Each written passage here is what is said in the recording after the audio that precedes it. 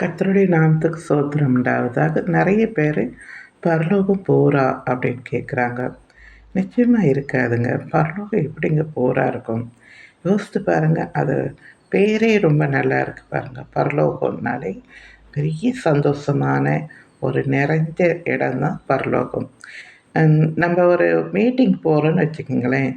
அந்த மீட்டிங்கில் புது பாடல்லாம் பாடும்போது, பாடல்லாம் இப்போல்லாம் நிறைய நீதிமான்கள், தேவனுடைய பிள்ளைகள் பாட்டு எழுதுறதுலாம் ரொம்ப ரசிக்கிற மாதிரி, நாமளும் கத்துக்கிற மாதிரி, நாமளும் கூட சேர்ந்து உற்சாகமாக பாடுறோம் இல்லையா? ஸோ பரலோகத்தில புதிய பாடல்லாம் ஆண்டவர் நம்மளுக்கு கற்றுக் கொடுப்பார்.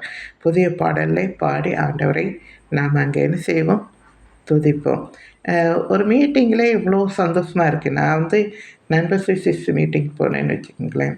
கை கோர்த்து ஜெபிக்க சொல்கிறது, பாட்டு பாடி மெசேஜ் கொடுக்கறதெல்லாம் ரொம்ப உற்சாகமா இருக்கும். ஒரு நாளே இன்னொரு நாள் இருந்தால் நல்லா இருக்குமே அப்படின்னு தோன்ற அளவுக்கு அவ்வளோ நல்லாயிருக்கும். அப்போது பரலோகத்தில் எவ்வளோ நல்லாயிருக்கும் பாருங்களேன்.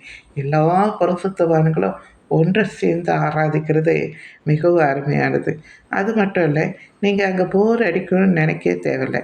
அங்கே எப்பொழுதும் சந்தோஷமாக இருக்கலாமா?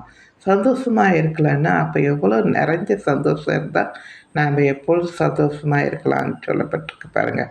அது மட்டும் இல்லை, 6 நாள் உருவாக்கிய இந்த உலகமே இவ்வளோ அழகாக இருக்குதுன்னா, இன்று வரை நமக்காக உருவாக்கி கொண்டு இருக்கிற பரலோகம் எவ்வளோ அழகாக இருக்கும் அப்படின்னு பாருங்கள்.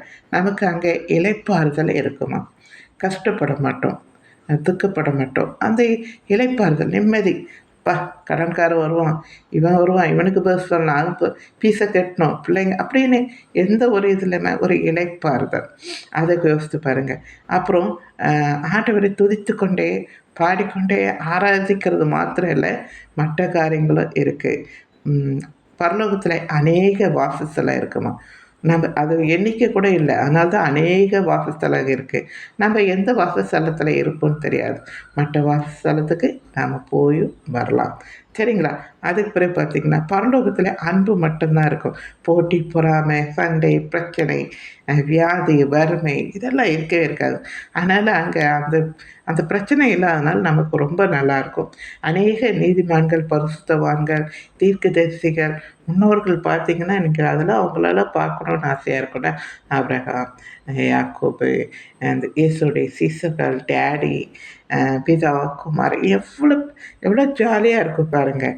அதனால அது போர் அடிக்கணும்னு நீங்கள் நினைக்காதீங்க. சரிங்களா? பிடிச்சிருந்தா லைக் பண்ணுங்கள். அது மட்டும் இல்லை, எல்லோரும் ஒரே மாதிரி இருப்போமா? நீ பெரியவனா, நான் பெரியவனா, அங்கே ஒரு போட்டி, பொறாமை எதுவுமே இருக்காது. அதனால் நீங்கள் இதை குறித்து ரொம்ப சிந்திக்காமல் ரொம்ப சந்தோஷமாக இருப்போம். வேதத்தை ஆதாரமே நான் உங்களுக்கு சொல்கிறேன், நீங்களே படித்து பார்க்குறீங்களா? வெளிப்படுத்தல் 5:10, பிறகு லூக்கா 23:43, அப்புறம் 1 கொரிந்தியர் 13:22, யோவான் 14:3, மத்தேயு 8:11, வெளிப்படுத்தல் 22:4-5, லூக்கா 19:17, லூக்கா 22:30, வெளிப்படுத்தல் 14:13. இதெல்லாம் நீங்கள் வாசித்து பாருங்கள், உங்களுக்கே ரொம்ப பிடிக்கும். சரிங்களா? தேங்க்யூ. பிடிச்சிருந்தா லைக் பண்ணுங்கள், மற்றவங்களுக்கும் ஷேர் பண்ணுங்கள்.